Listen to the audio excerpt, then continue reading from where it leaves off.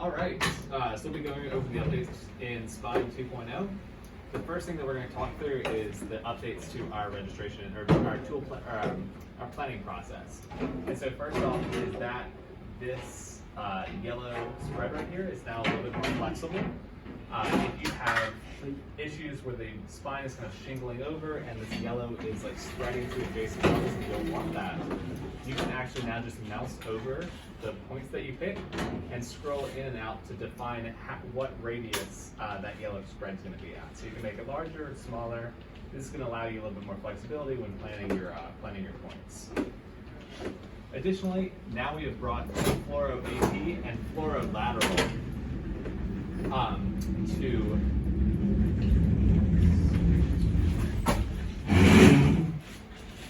we brought our fluoro AP and fluoro lateral into the software that you can look at during the registration process. And so this is just going to help you kind of visualize where the points you pick are in space on fluoro. So you can opt for this or your CT depending on how you're feeling. So now we'll go ahead and move into our flash and navigations phase. Go ahead and take a flash.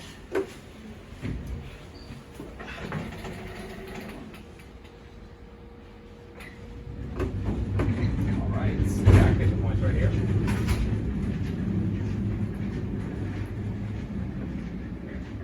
There we go, we got them. So before we move on to the next stage, there is actually a new button right here called Preview Registration. This is a very low fidelity way of testing whether or not you're on the right level. You can see right here, what we've done is we've overlaid the CT onto our flash image based on the points that we've picked right here. So you can turn that on or off. This is before we've learned to do the algorithm, so it's a very low fidelity way of checking just to be sure that everything looks about right. It won't be kind of precisely correct on here normally, but it's a good way to check just to be sure. Another tool in the toolkit. That looks good, so we're going to go ahead and navigate.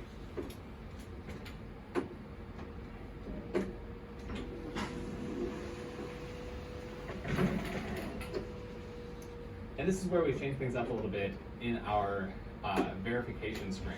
You can see that on the top left, we now have, instead of, whereas before this was just a still image where you could just check to see on your green co-localized points, this is now a GIF.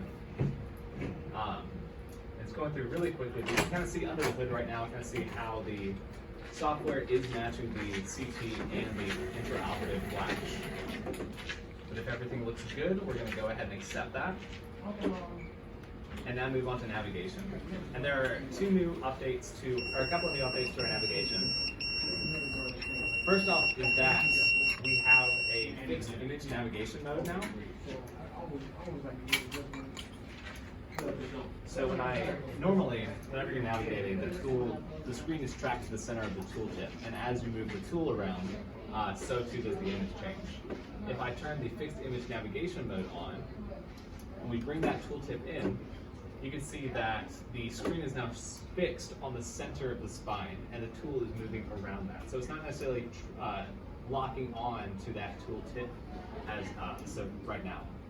And this is really just personal preference, whichever one looks easier. Sometimes this is more useful in planning your trajectories. And you'll see if I turn that off, now we go back to the normal mode where everything is centered right around that tooltip. Additionally, all of our new features, all of our buttons that were previously kind of scattered around are now on the left-hand side right here. So our screw management is now just an icon over here, whereas before it was up in the top left. I can place a screw like that. If I wanted to move to our reslicer, then I moved into 3D view for that. Whereas before the button for that was over here on the down right, now it is on the left as well. Everything has just been moved over to the left for ease of use. And the last thing that we have to go through is that we now add the option for you to put custom layouts. So we have a 2, a 3, and a 4 panel custom layout. And we can change how these look by just going into the Dropbox right here. Say we want to get an AP and lateral at the same time as we're navigating in our axial and sagittal view. And this will save between sessions, so once you've got it set up, your system will save it so that you don't have to worry about doing this again once you've settled on a good configuration. And that's about it.